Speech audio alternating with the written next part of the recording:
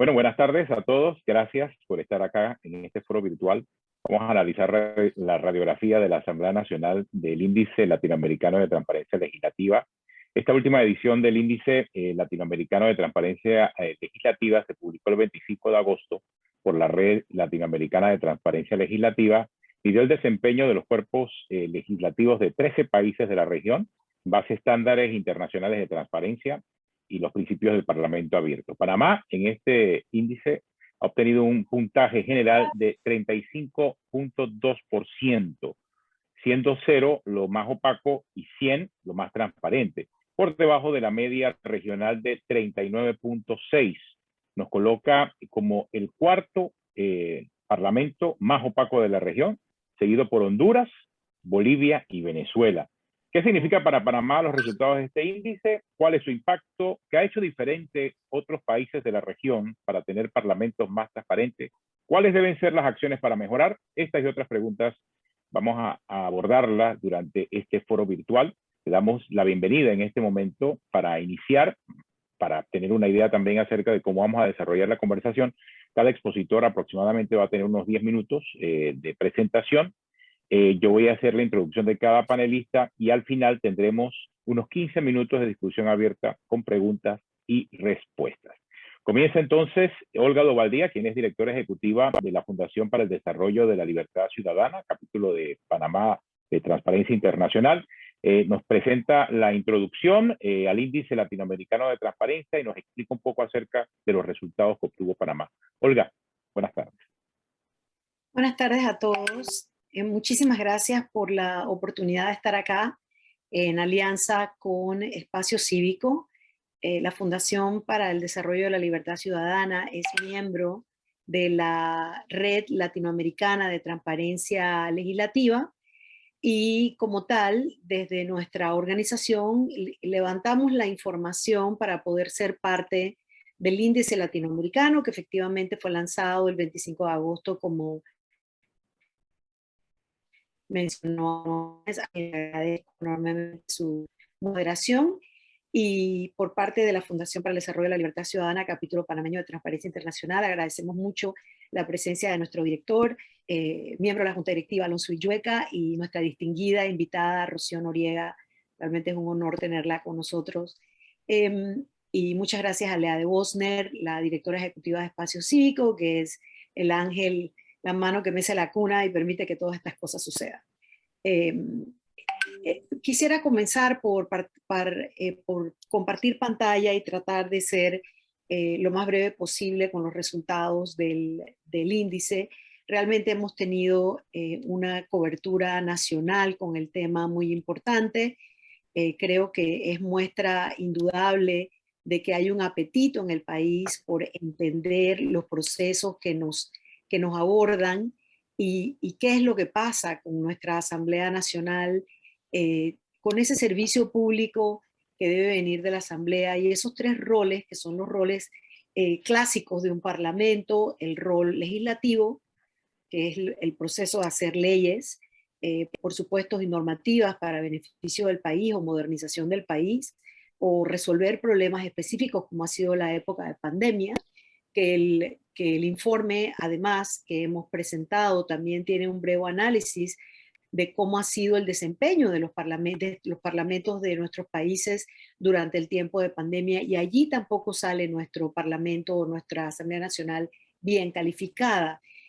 El índice mide esencialmente 4 dimensiones que pueden ver en pantalla: la dimensión de normatividad, la dimensión de labor del Congreso o Asamblea, la dimensión de gestión administrativa y desempeño presupuestario, y la dimensión de participación ciudadana. Estos son los resultados en números gruesos y generales que obtuvo Panamá en cada una de esas, en cada una de esas dimensiones. 0 siendo lo más opaco y 100 lo más transparente. Nuestra, déjame quitar esta barra de aquí, sí. Nuestro desempeño general fue 35.2%, por debajo de la media de la región, y que nos coloca efectivamente en una posición triste, que es 10ª de 13 entre los países que tienen parlamentos cuya gestión es más opaca. Cuando hacemos un comparativo, y perdonen que pase la gráfica del informe, que la verdad es muy didáctica, cuando hacemos un comparativo de dónde estamos en la región, creo que ahí lo pueden ver, espero que lo puedan ver bien. Efectivamente, Panamá está calificada en la posición 10 de 13. La media de la región es 39.6, pues que tampoco es lo más boyante en transparencia, pero tenemos parlamentos como el Parlamento chileno, que casi alcanza el 60% en transparencia, creo que es 59 punto algo, y tenemos pues el Parlamento venezolano siendo el más opaco. Nuestra vecina Costa Rica tiene un desempeño bastante mejor que nosotros, igual que nuestra vecina Colombia.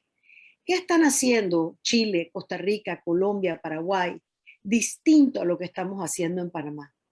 Cuando vemos la normativa, los 4 elementos que les compartí anteriormente sobre nuestro desempeño en las 4 dimensiones, vemos que hay unas dimensiones donde salimos mejor calificadas que otras.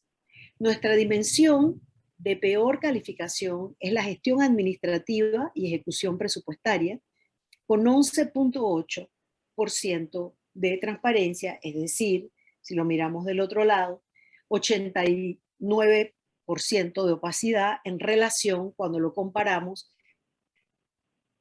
a los estándares mínimos internacionales del Parlamento abierto y una serie de normativas que se consideran como mínimas para entender que la gestión parlamentaria debe tener dentro del Parlamento, a pesar de que es un cuerpo político, un manejo profesional de sus finanzas, de su rendición de cuentas, de su manejo presupuestario y administrativo que nuestra Asamblea no lleva a cabo. Cuando vemos adicionalmente disculpen ese exabrupto de la foto, cuando vemos los resultados por dimensión, en la dimensión normativa, que es la dimensión de leyes mínimas que debe tener una Asamblea Nacional o un Congreso o Parlamento para poder generar una gestión o una conducta de sus parlamentarios que se acerquen más a la transparencia que la opacidad. Panamá está calificado como el país de la región con mayor ausencia normativa. Porque hay una diferencia entre tener una normativa que no funciona, una normativa que se aplica mal o una normativa que no existe. Y cuando vemos esa normativa por país en Panamá, nos damos cuenta la cantidad de 0% que vemos aquí son normativas que no tenemos, que no existen, como por ejemplo reglamentación del lobby o cabildeo, registros de intereses de los diputados, declaraciones patrimoniales de los diputados, oficina de vinculación y atención ciudadana, pero que sea una vinculación y atención real, que acompañe al ciudadano a poder participar de las instancias que hay dentro de los procesos de generar leyes que les afectan, una política formal de manejo de comunicación hacia los medios de comunicación. Está nuestra Asamblea Nacional siempre supeditada a la discreción o a merced de las opiniones, creencias, talante y hasta sentido del humor o no de las personas que manejan las oficinas de comunicaciones o las presidencias de la Asamblea. Información personal, o sea, información de los currículum vitas y los planes políticos de los diputados y diputadas, la regulación e instancia de la ética en la gestión parlamentaria, política de atención de género y grupos vulnerables, y cuando vemos hacia arriba las que tenemos, un poquito mejores, el registro de actividad de comisiones, la exhaustividad y publicidad del marco normativo, la publicación de los temas a tratar en la sesión del Pleno, que se hace en el mismo día, la publicación de los gastos y fiscalización del Congreso o Asamblea, que es bastante deficiente porque no sigue los mínimos ni de la Contraloría ni de la ley de transparencia, la publicación de los temas a tratar en las sesiones de comisiones, eso es un poco bastante intuitivo, hay que tener un amigo o alguien en la comisión que le diga a uno qué se va a estar tratando, dónde, cuándo, más una serie de normativas en las comisiones que se manejan de manera secreta o a puertas cerradas. En lo que llamamos la dimensión de labor del Congreso, ahí fuimos calificados en 48.6%, por arriba de la media, y ahí vemos que nuestro Parlamento tiene la mejor gestión, siendo el mejor calificado en lo que se llama asistencia a las sesiones de los plenos, la tramitación legislativa, los documentos con los temas a tratar en la sesión de los plenos, porque son publicados, conformación de las comisiones y sus agendas, publicación de la información de viajes, que tiene una calificación media, por así decirlo, documentos que registran la memoria legislativa de las comisiones, documentos que registran la memoria legislativa de los plenos, asistencia a las sesiones de las comisiones, votaciones nominales de los plenos. Ahí tenemos una de esas situaciones que se dan mucho en Panamá, donde se pasa una ley o se habilita un sistema, pero no se implementa en la práctica. Y en las peor calificadas, porque no existe la normativa, es cómo se otorgan y cómo se llevan a cabo y cómo se pagan las asesorías externas, el registro de obsequios a los congresistas, el registro de reuniones de los legisladores, la discusión y aprobación del presupuesto de la nación, que se hace pues de una manera muy opaca y que genera un rejuego político que ha sido calificada en muchas instancias como una especie de chantaje o de secuestro de la voluntad de ejecución de proyectos a la voluntad de los diputados, no necesariamente actuando en la mejor función o rol o institución de control, sino actuando desde los cuadros más puros y duros clientelares que ofrece la opacidad del sistema en general. En los que hemos estado peor calificados en la dimensión presupuestaria y de gestión administrativa. Ahí vemos que estamos muy por debajo de la media, si bien la media tampoco es lo más alto que existe, 24.5, nosotros tenemos en 10 entornos o 10 legislaciones o normativas o prácticas administrativas, tenemos muy pobre gestión en 6 de ellas, que son publicación del presupuesto del Congreso o la Asamblea Nacional. Todos sabemos que eso es una caja negra. No hay manera de que publiquen y rindan cuentas sobre el gasto y uso de los dineros, que cada año aumenta más sin que hubiese aumentado el número de diputados, ni que hubiese estadísticamente, porque hace 10 años que no hay 11 años que no hay un censo en el país, el número de electores a quienes deben es el rol de representatividad, publicación de la ejecución del gasto de las fracciones parlamentarias, auditorías internas y externas practicadas en el Congreso o Asamblea Nacional. Nuestra Asamblea Nacional no es auditada ni por los entes de control externos, y si lo hacen internamente no lo publican. Publicación de los salarios y otras prestaciones de los congresistas o asambleístas. Asesores de los congresistas o asambleístas no son puestos conocidos, no son sometidos a concurso, no están dentro del escalafón dentro del sistema de carrera administrativa, si se estuviera aplicando y no hubiera sido suspendido completamente en esta administración, porque fue suspendido a los 3 meses del inicio de la administración, la carrera administrativa. Y los informes sobre la ejecución del presupuesto del Congreso Nacional o Asamblea, ahí vemos que calificamos a un 21%, es decir, 79% de opacidad. Estructura administrativa del Congreso o Asamblea Nacional, esto también es una caja negra que está supeditada a clientelismo puro y duro en el nombramiento de copartidarios, en el cambio de personas claves cada 5 años, e inclusive dentro de la Asamblea hay un proceso todavía más movido, que son las presidencias de la Asamblea. Cuando cada año entra un presidente nuevo a presidir esas 2 legislaturas, hay un rejuego de cambios de puestos que están supeditados a los favores que se le adjudican directamente a la presidencia. Es decir, que ni siquiera tenemos continuidad de 5 años en puestos claves, sino de 1 año.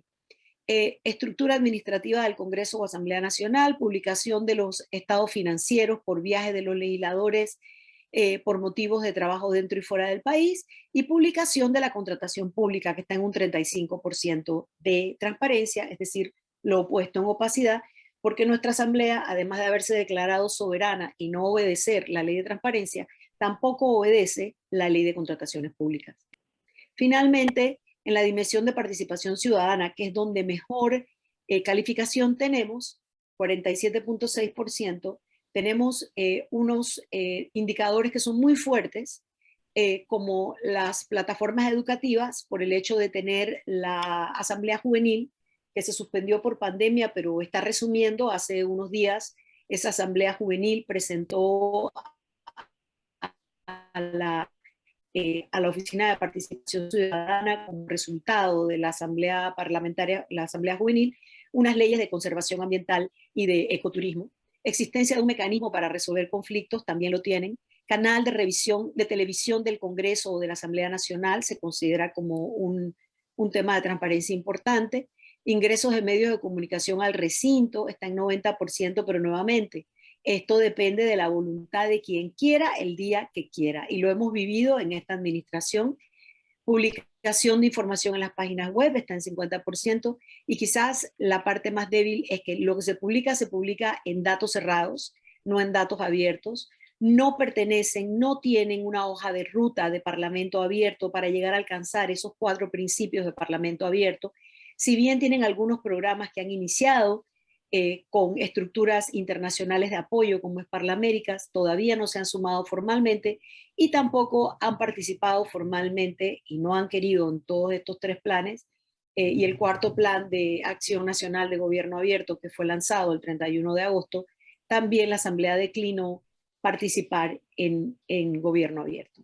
Entonces, esos serían los resultados del informe para Panamá, la ubicación que tiene, pero principalmente yo sé que suena a mucha cosa negativa. Yo haría 2 comentarios finales. Uno, en el propio mapeo que hace el informe, tenemos la hoja de ruta de lo que debe cambiar y los espacios donde se puede trabajar hacia la transparencia, porque es un diagnóstico y hay un dicho que dice: un problema bien diagnosticado o bien identificado ya tienes la mitad de su solución. Y la segunda es que esta opacidad en la gestión interna de la Asamblea no es casualidad. La ausencia de normativa genera la posibilidad de que los diputados y las diputadas manejen dinero de forma discrecional, con el cual generan cuadros clientelares durante los 5 años que están en el puesto y generan una inequidad, una injusticia electoral al momento de las elecciones. Porque la campaña de ellos dura los 5 años que están en el puesto, utilizando dinero del Estado en funciones en las comunidades locales, usurpando los roles de los alcaldes, los representantes de corregimiento, los líderes comunitarios. Y frente a esa cantidad es muy difícil remontar. Como ejemplo, hoy por casualidad porque no hubo ningún acuerdo en ello, ha publicado el diario La Prensa una investigación larga y exhaustiva sobre el manejo de dineros discrecionales de parte de la diputada Yanibel Ábrego del CD en su comunidad, donde ella tiene una planilla personal pagada con los fondos públicos nuestros de $51,000 al mes, donde tiene un número plural de personas en esa planilla que no laboran en la asamblea, sino que laboran para ella en empresas y fundaciones de ella en la comunidad. Inclusive funcionarios que tienen 2 salarios, uno en la asamblea donde nunca han puesto pie y otro en su lugar de la comunidad. Frente a eso, es muy difícil pensar que un candidato, no te digo un independiente, te digo de otro partido, pueda llegar y remontar semejante cooptación clientelar de la población. Ese caso de la diputada Ábrego, muy bien muy bien investigado y muy bien detallado en la prensa de hoy, tiene en un ejemplo específico todos los males que resultan de tener una institución pública que no rinde cuentas y no tiene estructuras mínimas de transparencia que le son exigidas a otras entidades del Estado. Hay de que el órgano judicial o inclusive cualquier ministerio de la República quisiera una partida presupuestaria, si no ha rendido cuentas, no ha hecho la publicación de su ejecución presupuestaria anterior. Y lo dejo allí, creo que me pasé 1 minuto o 2, y muchísimas gracias por su atención. Gracias, Olga. Olga nos ha dado un buen pantallazo acerca del objeto y sujeto del foro de esta tarde. Sí quiero recordarles que este evento es un esfuerzo en colaboración de la Fundación Espacio Cívico, de la Fundación para el Desarrollo de la Libertad Ciudadana, de la Embajada de Estados Unidos en el marco de las actividades del programa de fondos CARSI, contando además con el apoyo de PARL Américas, IPEC y Praxis.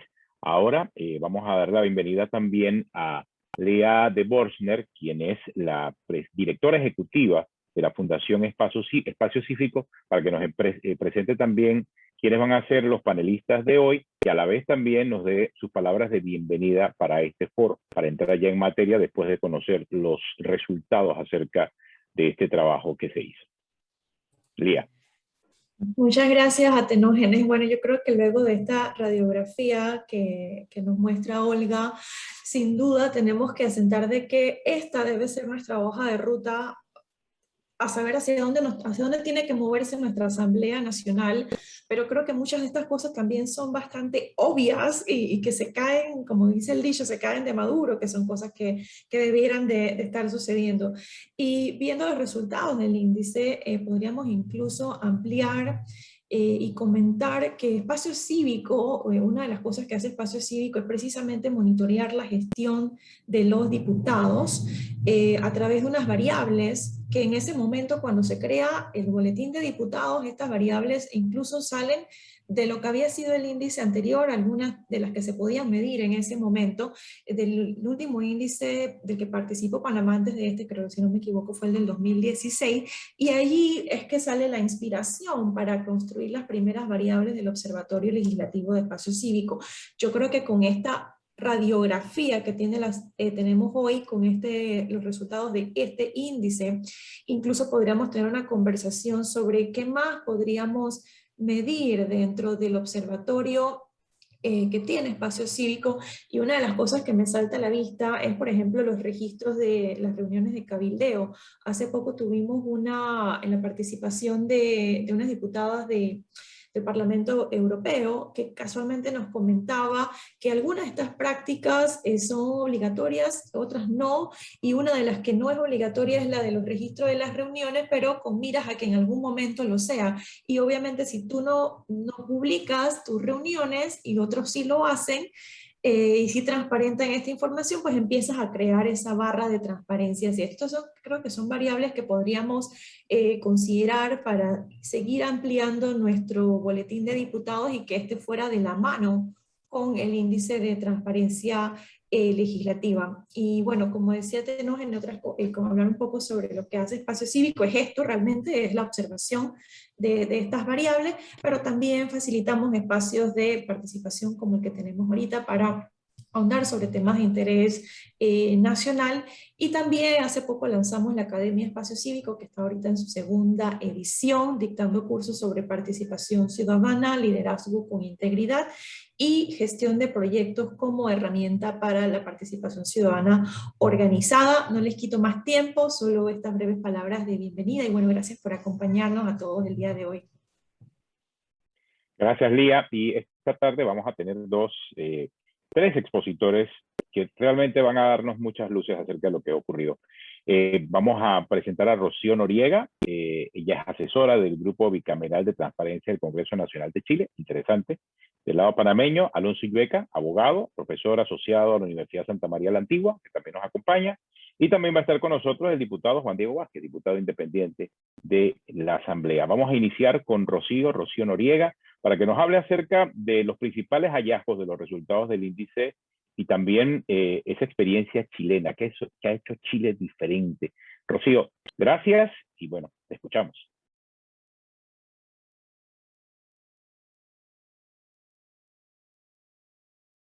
Rocío, tienes que activar el micrófono. Disculpen, andaba yo en el PowerPoint. Espero que se vea. Bueno, como les decía, es un gusto estar acá con ustedes y Espacio Cívico, muchas gracias por la invitación. Yo no sé si les voy a dar luces, cada país necesita su propia receta, pero aquí tenemos algunas ideas que nos han funcionado. En Chile, la verdad, yo soy mexicana y vivo en Chile desde hace varios años, y me gusta que cuando hay algún caso de corrupción, la gente todavía se sorprende. No lo ven como algo normal de la vida y que, ya pasó con la maleta llena de dinero, pero igual hace cosas, sino que cada vez que hay un escándalo, se hace algo. Entonces se han hecho comisiones de integridad, algunas más buenas, otras que las leyes quedan a medias, etcétera, pero se trata de ir mejorando. Entonces, los resultados del índice, al cambiar la metodología reprobamos todos los congresos reprobamos, no tenemos nada que decir que estamos muy bien, estamos abajo, 59,6% tiene Chile de 100%, ni siquiera pasamos de panzazo, como decimos en México, pero lo bueno es que o sea, por un lado nos motiva y por otro lado, como han dicho, nos deja la hoja de ruta o los planos de lo que tenemos que seguir haciendo. Entonces, con estos cambios legislativos en Chile, más los planes de Parlamento abierto, empezamos a construir las bases, ¿no? Los cimientos. Por ejemplo, con la Comisión Engel, que fue la más reciente, que fue en 2015, ustedes pueden ver aquí en 2016 las leyes que pasaron, son como 10 leyes que fueron aprobadas, más que nada en financiamiento de la política y conflictos de intereses. Gracias a eso tenemos la ley de probidad, que es la que regula las declaraciones de intereses y patrimonio, y también algunas adecuaciones de la ley de lobby. Entonces, también el fideicomiso ciego para conflicto de intereses, aunque no es el ideal el fideicomiso ciego, pero por lo menos existe como una figura acá en Chile. Y por el otro lado, estamos trabajando con los planes de acción desde el 2012, comenzamos con esta metodología de Parlamento abierto, trabajando y co-creando con la sociedad, con las organizaciones de la sociedad civil, con algunos de los compromisos. Y bueno, todo este camino es para decirles que gracias a las comisiones, al desarrollo de la legislación y al Parlamento abierto, hicimos el cimiento que nos permitió avanzar un poco en el índice de transparencia legislativa. Pero muy importante es tener un grupo de diputados, senadores, o en este caso bicameral, que sean los que lleven el liderazgo. ¿Por qué? Porque a nosotros se nos ocurren muchas cosas, pero si no tenemos la voluntad política, no se hace absolutamente nada. Entonces, este es un grupo transversal. Tenemos diputados, diputadas, senadores y senadoras. Entonces, por ejemplo, cuando se aprueba en el grupo bicameral un plan de acción de Parlamento abierto, ellos van con sus bancadas y les comentan qué es lo que estamos haciendo para que si pasa por el pleno, lo aprueben, porque si no se hace ese trabajo antes, tampoco se queda, muchos de los proyectos de ley podrían quedar en alguna de las comisiones. Entonces yo creo que tener este grupo es muy importante. Por otra parte, el prosecretario de la Cámara de Diputados es nuestro secretario ejecutivo en el grupo bicameral, entonces tenemos el apoyo de la administración, porque yo trabajo mucho con todos los funcionarios, pero también si no me apoyan de la administración para poder implementar todas estas ideas, no se hace. Y finalmente, el apoyo de los organismos internacionales. Nosotros trabajamos muchísimo con Parlaméricas porque el diputado Jaime Macaya es el presidente de la red de Parlamento abierto de Parlaméricas, y estas organizaciones nos ofrecen también un foro para hacer networking, como lo que estamos haciendo ahora, de conocernos y de intercambiar buenas prácticas. Y yo creo que el intercambio de buenas prácticas también es súper importante, porque nunca hay que empezar de cero. En América Latina, en Europa o en Estados Unidos, ya alguien ha comenzado el trabajo y solamente hay que llamar al sastre para que lo haga a nuestra medida, ¿no? Aquí quiero pasar rápidamente, como se había dicho, se cambia la metodología. En estas líneas de gris claras son los rankings del índice del 2018. Vean que ahí Guatemala tiene un 77%, con esta nueva metodología baja, Chile tenía un 62% y bajó un poquito más, ¿no? No son comparables, así que nada más era para demostrarles que esta nueva metodología, que fue apoyada por Eurosocial y creo que quedó bastante bien, bastante objetiva, y además agradezco que nos garantizaron la participación, porque ya que había hecho cada una de las organizaciones de los países su trabajo viendo los indicadores, nos permitieron ver su Excel infinito, que era enorme, para ver si había faltado algún indicador que se les hubiera pasado que no hayan visto. Yo creo que se los agradecemos mucho porque tuvimos el derecho a réplica que no teníamos. Bueno, los voy a pasar rápidamente, son el ranking por dimensión. En normativa estuvo adelante Paraguay, en la dimensión labor del Congreso Chile, en la dimensión de presupuesto muy reprobado Chile, en número 1, y en participación ciudadana estuvo Colombia. Y cuando viene el ranking general, obtuvimos un 59,6%. Podían haber redondeado para que pasáramos a 6, no es cierto. Ahí hubiéramos aprobado. Bueno, estas son las calificaciones que nosotros tuvimos. Y aquí está lo que les queremos mostrar rápidamente, que es la base, o sea, ¿qué fue lo que nos sirvió? Yo creo que, como les había dicho, lo de las comisiones y los compromisos de Parlamento Abierto. Estos son los 4 planes que hemos desarrollado. Estamos en el plan 2020-2022, pero en el 2014 hicimos los reglamentos del lobby. El lobby en Chile no se quería legislar, tardamos 11 años en pasar esta ley, que no se regula al lobista, se regula al sujeto pasivo. O sea, si alguien viene con algún diputado, el diputado es el que tiene la obligación de registrar esa solicitud de esa reunión, y se pide por una plataforma especial y queda todo registrado. En Chile, con los reglamentos del lobby, que además pasaron por consulta pública, además tenemos reguladas las reuniones que no se solicitaron por la plataforma. Entonces, si yo estoy en una boda, en un matrimonio, y llega alguien a tratar de influir en algún proyecto de ley, yo tengo la obligación de registrarlo. Si no lo registro, porque es difícil la fiscalización, hay que recordar que los celulares y las cámaras son muy buena, son materia de fiscalización.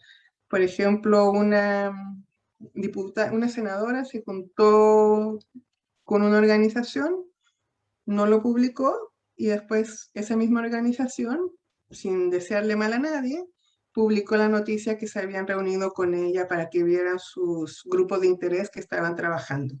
Entonces, bueno, esa es nuestra mejor fiscalización.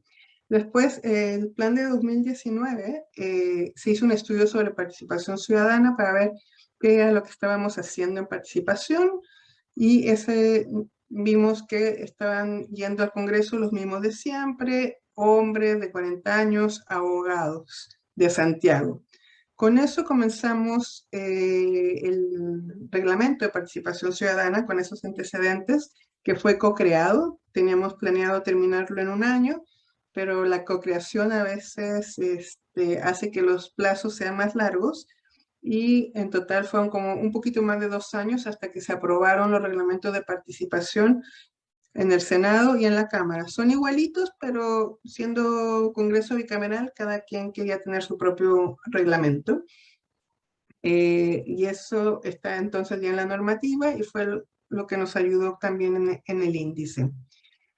Sobre presupuesto, bueno, eso todos estamos muy mal en lo que es presupuesto. nosotros en la Cámara de Diputados y en el Senado están las comisiones mixtas de presupuesto, se publican las ejecuciones, se publican todos los presupuestos, pero son unos PDF con los que no se puede hacer mucho, ¿no? Porque no son, deberían de ser planillas Excel. Y además no hay participación ciudadana cuando se está discutiendo el presupuesto. Se discute con expertos en las comisiones mixtas. Así que ese fue el peor punto que tenemos, pero nos dejan los planos para seguir el segundo piso de nuestro edificio de Parlamento abierto. También las declaraciones de patrimonio e intereses fue algo que nos subió varios puntos. Estas son públicas, solamente no se publica la información privada o los datos sensibles.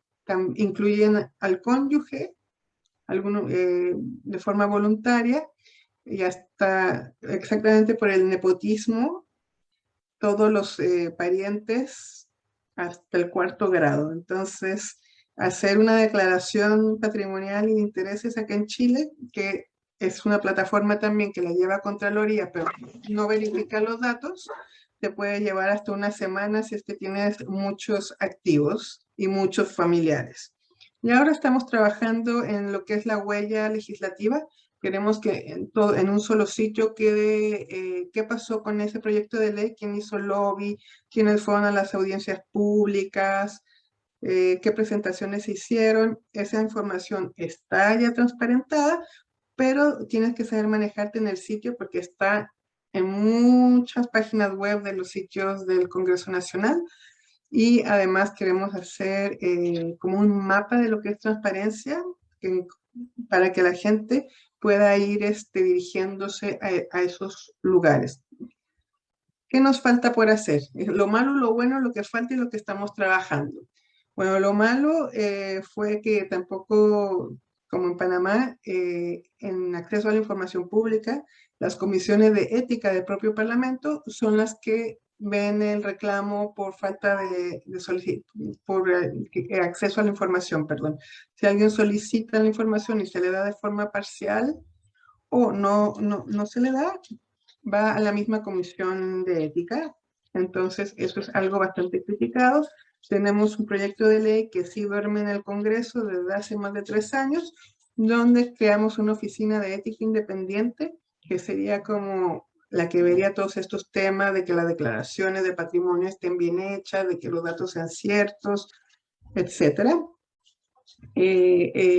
También la participación de discusión de presupuesto. Acá en Chile, como les había dicho, no tenemos ni presupuesto abierto ni nada por el estilo. Tenemos ahora una oficina de presupuesto en el Senado con la que yo creo que podemos trabajar las visualizaciones de lo que es el presupuesto.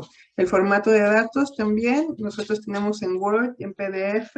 Nos falta ponerlo como en otros parlamentos que he visto, el PDF, el Excel, el Word, y que cada quien lo baje como quiera. Y tenemos un sitio también de datos abiertos, pero los datos abiertos solamente los manejan las personas que pueden manejar los datos y tienen el expertise, ¿no? Yo no lo tengo. Estamos trabajando también en lenguaje claro, hay una red de lenguaje claro, y también fue algo de los que nos quitó los puntos. Tenemos unas oficinas de participación. Yo creo que a lo mejor necesitamos poner en la normativa que también hacen vinculación ciudadana, pero ambas cámaras tienen su oficina de participación y estamos trabajando un sistema de integridad para los funcionarios. Se hizo el código de ética participativo, va a haber un canal de consultas, porque a nosotros lo que nos interesa más es la prevención, pero también un canal de denuncias y garantizar la protección del denunciante, que también es otro punto que tuvimos bastante mal. Y bueno, con esto termino, que fueron mis 10 minutos, y cualquier duda en las preguntas y respuestas. Muchas gracias. Muchas gracias, Rocío. Muy interesante lo que nos has planteado. Puede ser un buen punto de partida para la discusión que vamos a tener ahora en unos minutos y lo que nos diga también el diputado Juan Diego Vázquez. Pero vamos a presentar ahora a Aarón Sillueca, abogado, profesor asociado a la Universidad Santa María de la Antigua, Hay que entender ahora qué significa para Panamá esta calificación que nos coloca como el cuarto parlamento más opaco de la región, seguidos por Honduras, Bolivia y Venezuela. ¿Cuál es ese impacto acá localmente? Alonso, gracias. Tenemos entonces tus 10 minutos. Adelante. Bueno, muchísimas gracias a Tenógenes y gracias a la Fundación Espacio Cívico y a la Fundación para el Desarrollo de la Libertad Ciudadana por la invitación y por un espacio tan importante para discutir y para conversar un poco sobre una temática cuyo abordaje es apremiante en la actualidad. Yo diría, Tenógenes, que a veces las comparaciones pueden ser odiosas, pero creo que si entramos a hacer un ejercicio comparativo de la situación en materia de transparencia del Parlamento panameño y lo comparamos con quienes entraron en una calificación inferior en su conjunto, y me refiero a Honduras, Bolivia y Venezuela, yo me atrevería a decir que eso debería ser visto por nosotros como una señal de alarma.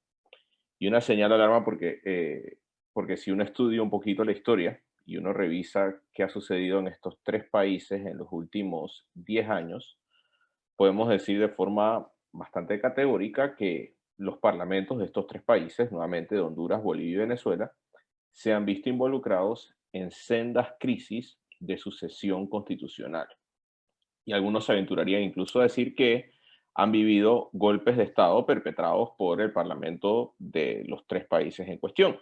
Y claro, en el interés de ser lo más informativo posible y lo más docente, les recuerdo que en el año 2009 se produjo un cambio de gobierno en Honduras, orquestado en parte por el Parlamento de dicho país, que destituyó a Manuel Zelaya y procedió a proclamar a Roberto Micheletti como presidente constitucional.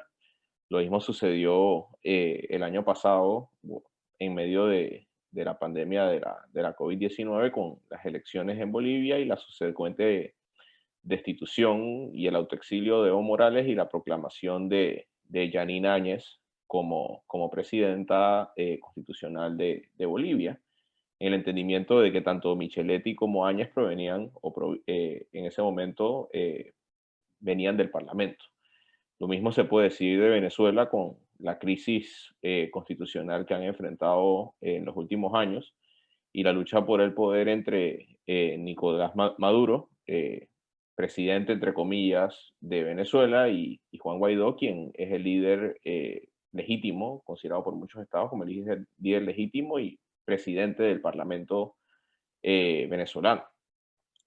Si a esto agregamos al país que está por encima inmediatamente de Panamá en la media de los estándares que Olga explicó de forma extraordinaria, y le agradezco a Olga por haber compartido esa gráfica porque tenía esa duda dónde estaba Perú, también nos surge la misma señal de alarma, porque Perú, que está un escalón por encima de Panamá, también ha vivido sendas crisis de sucesión constitucional en materia de ejercicio del poder, en la cual el órgano legislativo del país ha jugado un rol fundamental. Entonces, para muestra un botón, en la destitución de Martín Vizcarra y la subsecuente proclamación de Merino como presidente en ejercicio.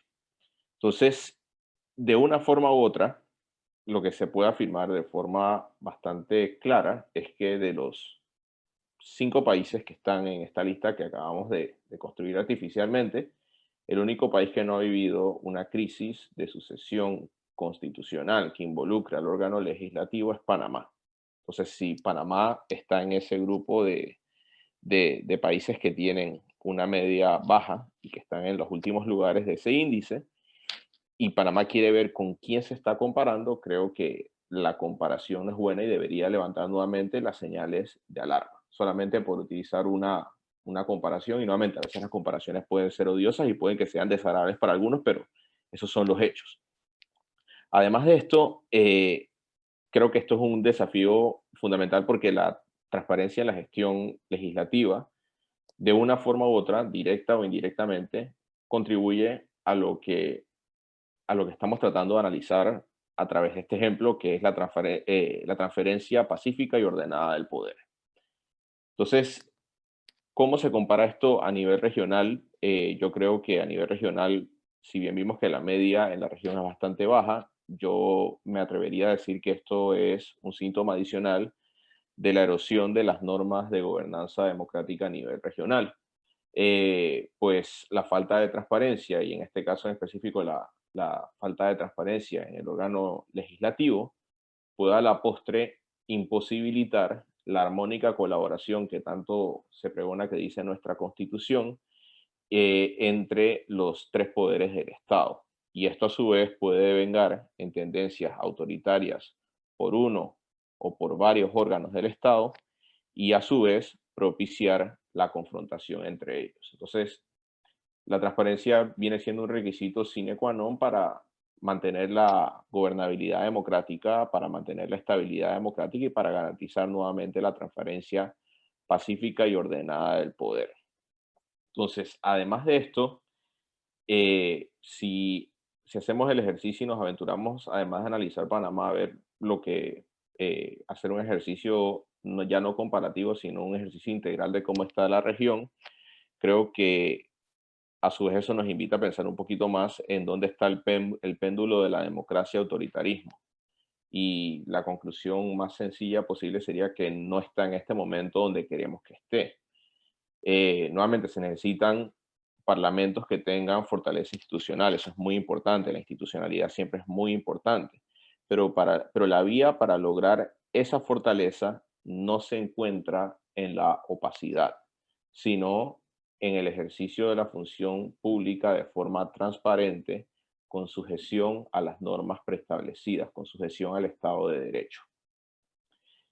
Y una de las últimas cosas que me gustaría compartirles es que siempre, creo que ya es un tema bastante recurrente, siempre se habla de las bajas calificaciones que tiene Panamá en los distintos índices, que siempre estamos en las listas de todos los colores, en las listas negras, en las listas grises, siempre estamos en la mayoría de los índices que son accesibles al público en general, a la población, o a los índices que importan en materia de lucha contra la corrupción, en materia de transparencia, en temas de percepción de libertades ciudadanas.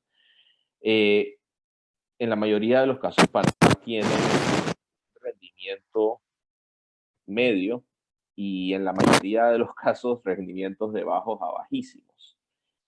Y si en mediciones como la percepción de la corrupción, que esto no quiero sonar reiterativo, pero estamos de 111 de 180 países. Si vemos el índice de transparencia legislativa, que es el que estamos discutiendo hoy, que estamos como el cuarto parlamento más opaco de la región, vemos mediciones como el índice de Basilea en materia de lavado de dinero, y si a esto sumamos la falta de cumplimiento, la ausencia de una participación efectiva de las autoridades gubernamentales, vengan del poder del Estado del que vengan, en iniciativas ciudadanas, de una forma u otra, va a repercutir de forma negativa en el ejercicio de los estándares mínimos de transparencia, de democracia y de lucha contra la corrupción. Y si esto lo combinamos a su vez con el nulo o el casi inexistente compromiso de los poderes del Estado en materia de transparencia y acceso a la información, y los evidentes conflictos de interés y la poca o nula presencia del Estado en materia de defensa y promoción de los derechos humanos, creo que la perspectiva es algo sombría en materia del posicionamiento de Panamá a nivel regional, y también a nivel regional la perspectiva no es de las mejores. Entonces hay mucho por hacer. Yo creo que muchos de los insumos que Rocío nos ha compartido, pues, creo que son fundamentales para enriquecer y de una u otra forma llegar a una discusión informada y promover de forma activa acciones afirmativas por parte del órgano legislativo para lograr esta tan necesaria transparencia. Y a su vez, lo que nos ha compartido Olga, que es un informe muy, pero muy completo, creo que debe ser de lectura obligada para todos los que estamos comprometidos con la transparencia. Y como diría yo, una luz dentro de tanta oscuridad que les he planteado en esta corta intervención. Yo creo que lo positivo es que tenemos a figuras como la del diputado Juan Diego Vázquez, que de forma, creo yo, que bastante activa y de forma bastante clara, sin ningún tipo de tapujos, siempre ha expresado su compromiso inquebrantable con la transparencia, y creo que precisamente yo me uno a la audiencia en ese interés por escuchar qué tiene él que compartirnos, qué tiene que decirnos, y simplemente dejarles esos insumos. El insumo general es que comparativamente no estamos en un buen grupo, y ese grupo que compartimos con esos otros 4 estados nos debe generar mucha alarma, mucha preocupación, porque precisamente ante la falta de transparencia, directa o indirectamente, estos países han quedado en situaciones de crisis, de sucesión constitucional, en las que el legislativo ha jugado un rol fundamental, bueno o malo, pero ha jugado un rol fundamental, y en ese sentido debemos nuevamente prender las señales de alarma y tomar los correctivos necesarios. Gracias. Gracias, Alonso. Muy buen análisis acerca de la realidad en que nos encontramos y el comparativo que has hecho con la situación similar en la que se han encontrado otros parlamentos de la región que posteriormente a eso han entrado en problemas. Es lo que definitivamente nos da pie para continuar ahora con el diputado independiente Juan Diego Vázquez, porque lo bueno acá es que hay una hoja de ruta que casualmente ha iniciado el diputado Juan Diego Vázquez, y creo que la inició desde antes de ser diputado en esa charla que tuvo con la Asamblea. Así que creo que su experiencia va a nutrir la discusión que tenemos acá, y además nos va a dar esa esperanza de que creo que pueda haber cambios. Gracias, Juan Diego, por acompañarnos, y bueno, te escuchamos.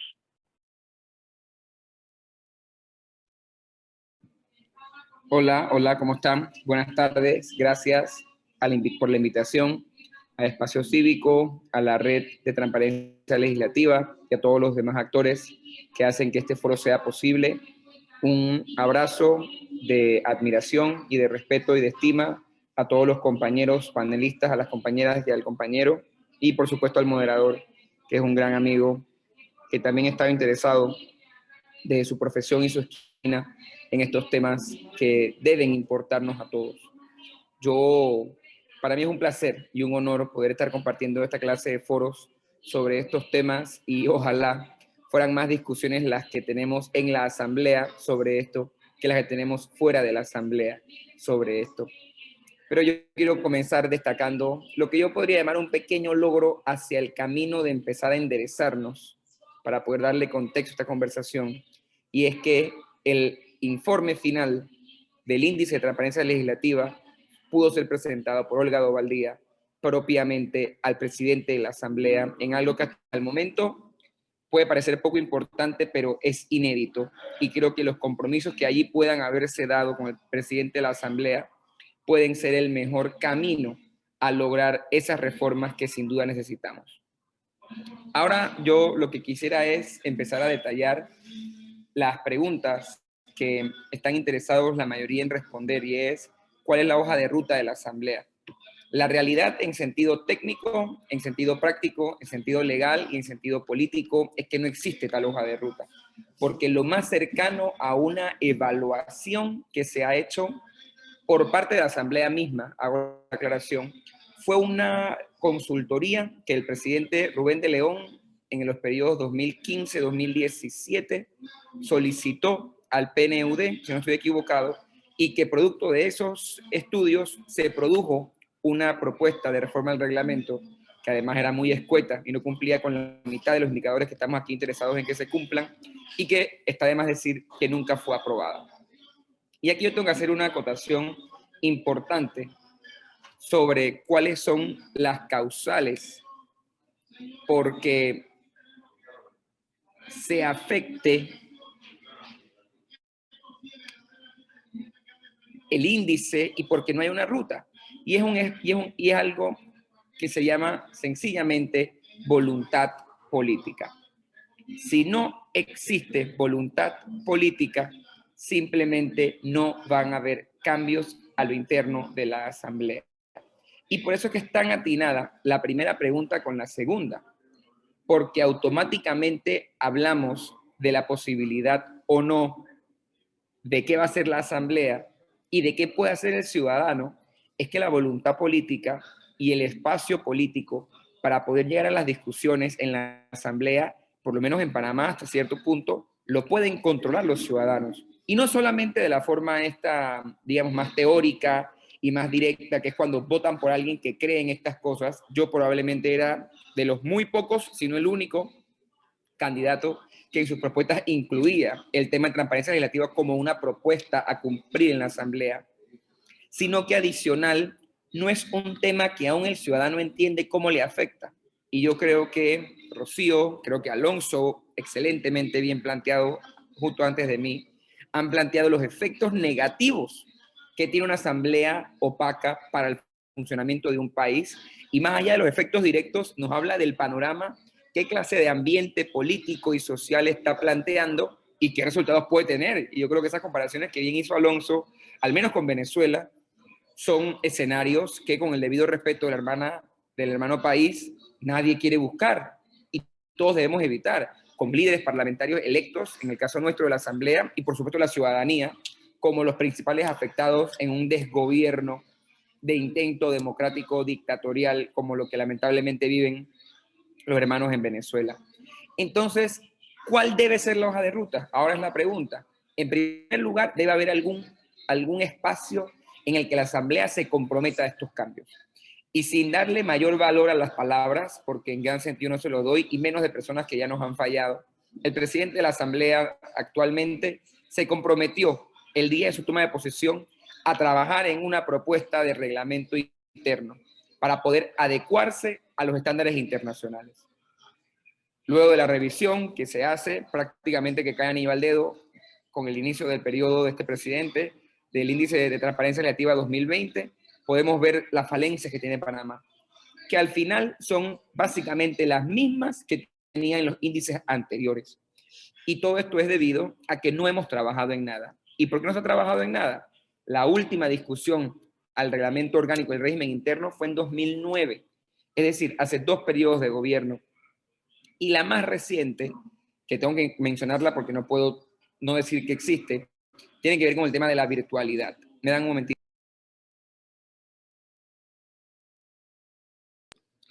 Es la que tiene que ver con la virtualidad que se dio en el año 2020, que estaba apuntando a poder lograr que, pese a la pandemia, la Asamblea Nacional trabajara.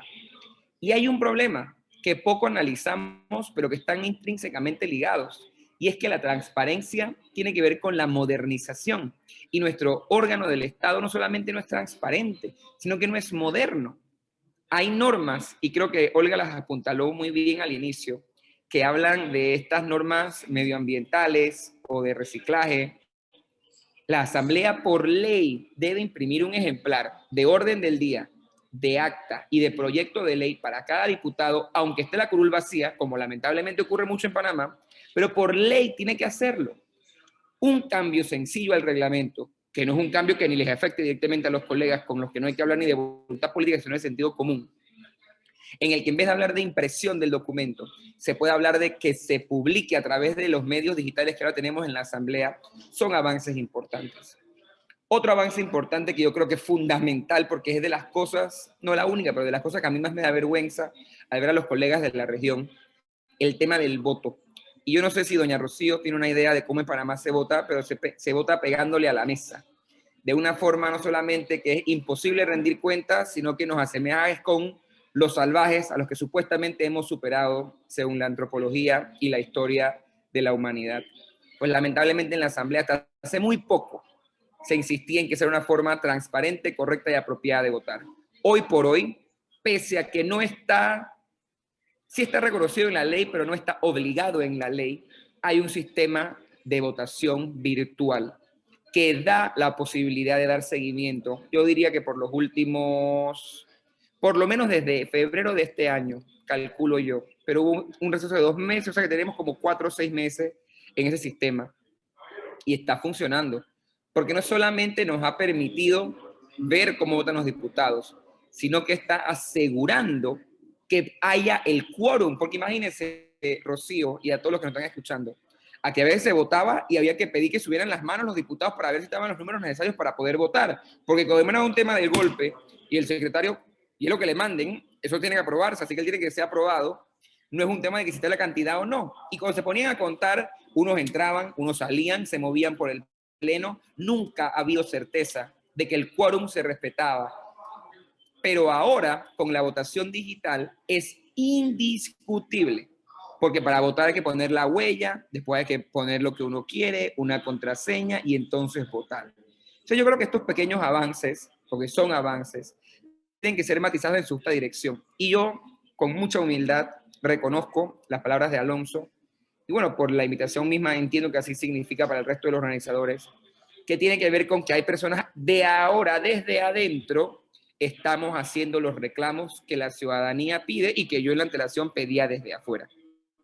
Porque esto de los cambios a la Asamblea, como bien lo decía el moderador, lo vengo peleando desde antes yo de ser diputado, porque además tuve la oportunidad de trabajar en la elaboración del anterior, bueno, de hace 2 índices de transparencia legislativa, y por eso conocía bien desde antes de entrar a la Asamblea cuáles eran las falencias que teníamos, y yo, como señala Alonso, y yo lo reitero, tengo el compromiso total, pleno, de poder transparentar la Asamblea, y tal vez nuestra amiga Lea puede dar fe de eso, porque en Espacio Cívico, yo lo que me han pedido, yo lo he dado, y estaría dispuesto a dar lo que haya que dar.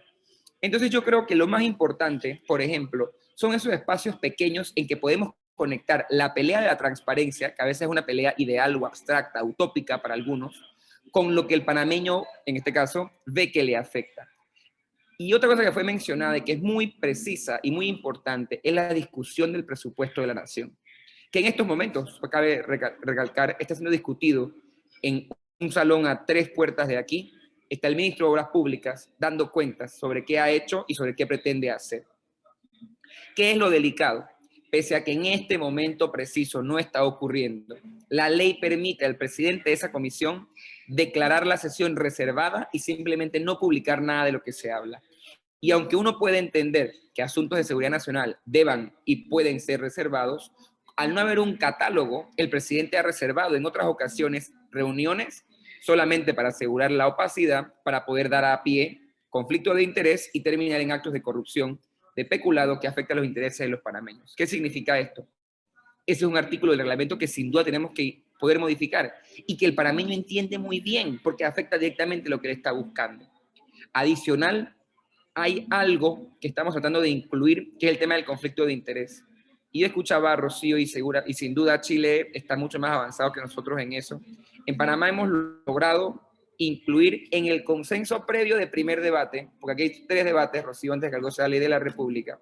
En primer debate, que somos 9 diputados de 71, logramos aprobar una norma que obligaría a los diputados a presentar una declaración de intereses y algo que incluye algunos elementos de una declaración de patrimonio. Lo que ocurre es que hoy solamente los agentes de manejo, es decir, quien maneja fondos públicos tiene la obligación de la de patrimonio. Y como solamente el presidente o presidente de la Asamblea maneja fondos públicos, solamente es él o ella quien debería presentarlo. Ahora con esto, aunque muy lejos del estándar internacional, estamos logrando la obligación de que los diputados tengan algo que presentar y con lo que podamos cuidar algunos otros deberes nuevos que estamos incluyendo en el reglamento, como el no poder aprobar leyes o presentar leyes que se presenten atendiendo a ese conflicto de intereses que estamos hablando.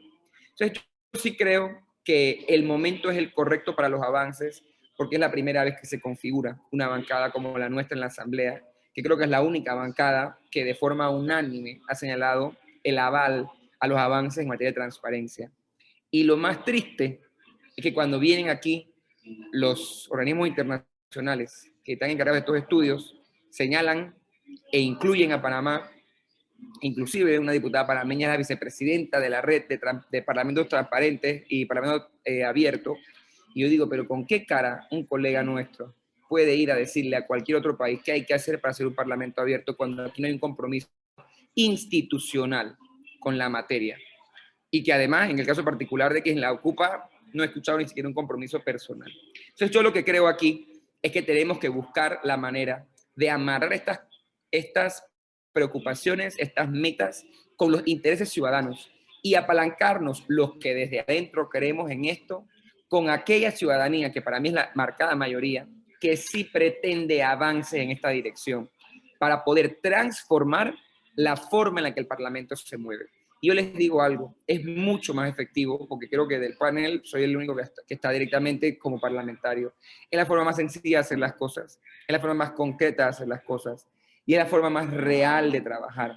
Si no entendemos que somos servidores y que somos empleados, básicamente, de nuestros electores, no estaremos entendiendo la necesidad de transparentarlo todo. Finalmente, para poner también un contexto en lo que se ha mencionado, sería muy interesante estudiar cómo hacer el registro de cabildeo para poder... En Panamá, lamentablemente, los intereses son muchos y convergen muy cerca de la clase política. Y además Panamá, a diferencia tal vez de México, de Chile o de estos grandes parlamentos, es un país muy pequeño. Aquí es fácil esa del diputado que se encuentra en una boda, es muy fácil.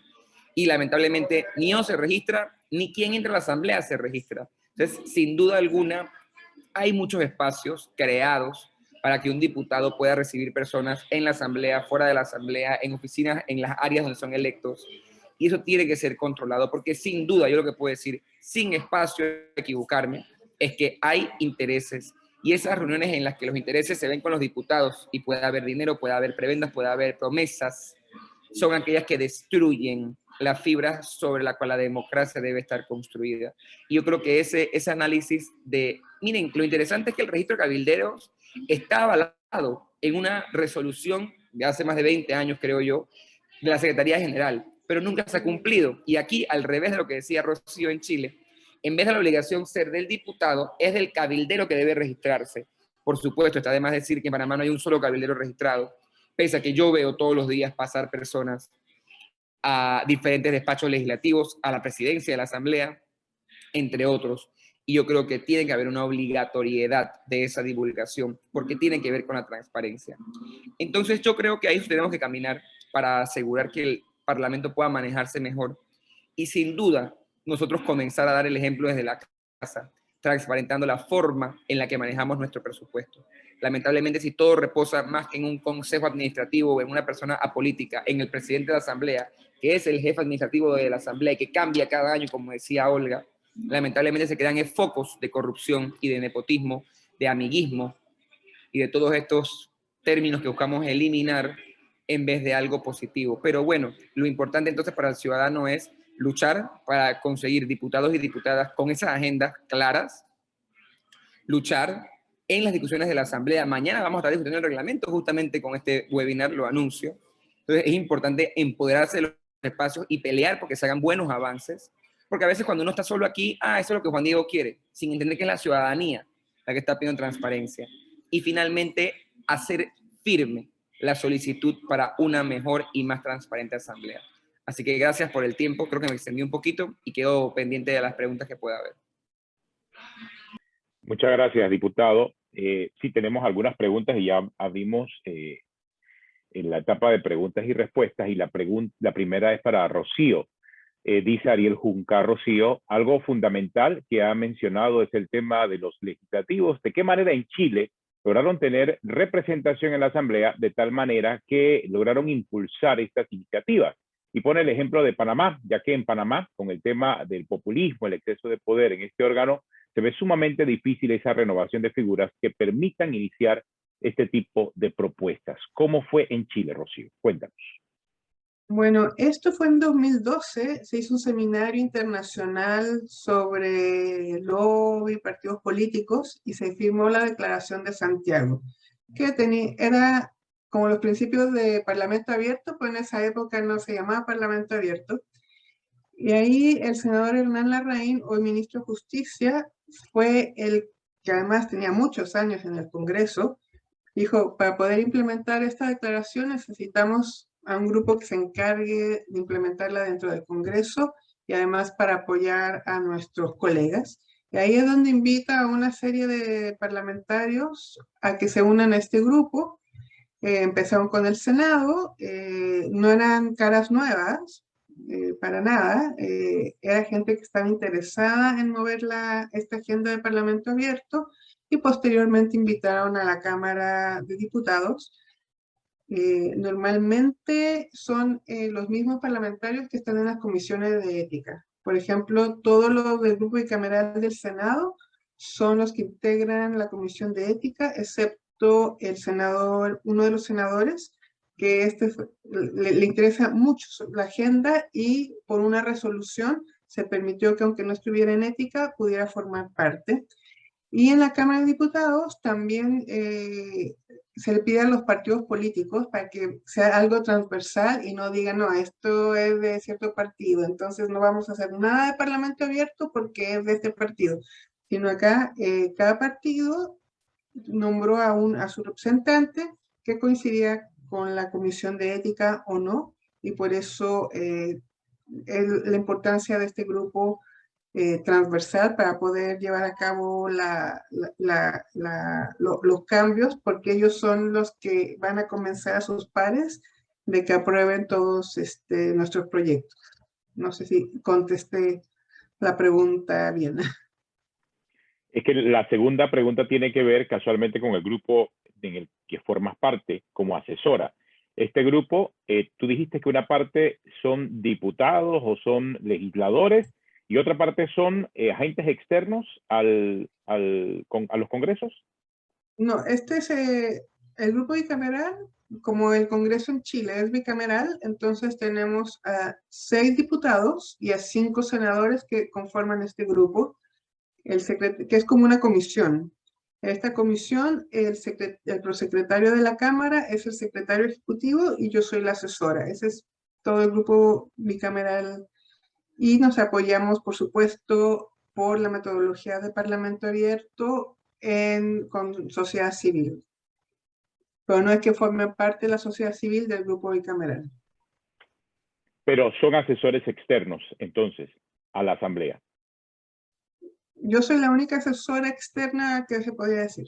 Lo otro son cuando hacemos la co-creación con las organizaciones, que son cuando hacemos nosotros los planes de acción. A partir del segundo plan de acción, dejamos la hoja en blanco para que la sociedad civil presente los compromisos que quieren que se siga el Parlamento. Y cuando se empieza con esto, también yo recomiendo que tengan 3 compromisos, 3 puntos de acción, porque si uno mete demasiados compromisos, después no logra ninguno y se pierde el foco. ¿Cuál sería esa fórmula para que se haya logrado el consenso entonces? Como un consejo para que nos dejes eso. Bueno, invitar a todos los partidos políticos a que se arme un grupo de Parlamento abierto y que nombren a aquellas personas que más se interesen en el tema. No los que nombren ellos, sino las personas que realmente estén motivadas por el tema, que eso es lo más importante, que como diríamos, que no vayan a calentar el asiento, sino que se motiven y les guste y puedan llevar adelante la agenda, porque sí se encuentra uno bastantes piedras en el camino, entonces hay que trabajar mucho para sacarlas. Interesante. Lea, también tienes algunos comentarios. Sí, hablando casualmente sobre el Parlamento abierto, que es precisamente cuando hablamos de esa hoja de ruta y esa brújula que nos da el índice, esa hoja de ruta de Parlamento abierto, Panamá hace unos meses atrás, la Asamblea Nacional se le presentó la oportunidad de ser parte de los compromisos de Open Government Partnership, la Alianza para el Gobierno Abierto. Se solicitó una cita para poder tener esta primera conversación sobre qué compromisos estaría la Asamblea Nacional dispuesta a ingresar dentro del Plan de Acción Nacional de Gobierno Abierto, el cual cerró hace ya pocas semanas y no logramos conseguir la cita para reunirnos con la Asamblea Nacional para poder tener esta conversación entre todos los que son miembros del Foro Nacional de Gobierno Abierto aquí en Panamá. Libertad Ciudadana, representado por Olga, es uno de los organismos miembros del lado de sociedad civil, y no se logró concretar esto. Sin embargo, la Alianza para el Gobierno Abierto ha desarrollado algo reciente, que son los compromisos emergentes. Significa que a pesar de que en agosto de este año, septiembre, cuando se cierra el plan de acción para los próximos 2 años, no entró un compromiso de Parlamento abierto, aún así se puede ingresar un compromiso emergente específicamente para el caso de lo que tiene que ver con la Asamblea Nacional y los parlamentos abiertos. Es decir, que la Asamblea Nacional tiene todavía la oportunidad de entrar bajo el paraguas de Alianza para el Gobierno Abierto para empezar a redactar juntos esa hoja de ruta a través de las mesas de co-creación que son moderadas por la Alianza para el Gobierno Abierto bajo criterios y principios pues muy respetuosos, en los que, bueno, todo el mundo se escucha y nadie se grita y se habla muy bien, entonces bajo todas las normas que deben ser, y poder llegar a algún tipo de compromiso que pueda ser el primer compromiso para tener esa hoja de ruta de Parlamento abierto. Incluso ya hubieron algunas conversaciones, y Juan Diego dijo algo súper importante hace un momento, que hay algunos compromisos de Parlamento abierto que ni siquiera son algo que les va a venir como a, tú sabes, como hacer ruido a ellos. No se trata ya de political will, sino de sentido común. Entonces hay algunas cosas en las que yo pienso que la Asamblea puede hacer bellezas con lo que es acceso a la información, sin entrar todavía en ese terreno ya más árido y esa conversación en la que sí genera pues muchísimo enojo algunas de las cosas que están pasando y que cada día son menos, pero creo que hay una oportunidad para tener un compromiso de Parlamento abierto emergente que todavía pueda entrar en el paraguas del Open Government Partnership. Bueno, gracias, Lía. Rocío, imagínate la discusión que tenemos en Panamá, que en este momento, o sea, acabamos de pasar de una manifestación fuera de la Asamblea y están esperando otra esta semana. O sea, el tema legislativo ahora mismo está muy caliente aquí en Panamá. Y mira que a raíz de la presentación de este análisis, hace más o menos como unas 3 semanas atrás, Olga, creo que se han dado una serie de eventos, todos vinculados con la Asamblea, que le han dado mucha actualidad a la información que se ha divulgado desde ese instante por parte de la Fundación de Libertad Ciudadana. Bueno, así concluimos. Muchas gracias a todos por participar en este foro. Gracias a Rocío, gracias a Alonso, gracias al diputado Juan Diego Vázquez por acompañarnos, a Olga y también a Lía por estar todos juntos, y a todos los que nos estuvieron con nosotros y nos acompañaron en este foro virtual en donde hemos visto a grosso modo una radiografía con data y con números de la Asamblea Nacional y su comparativo con el resto de la región. Gracias entonces a todos por acompañarnos y bueno, será hasta la próxima en otro espacio cívico.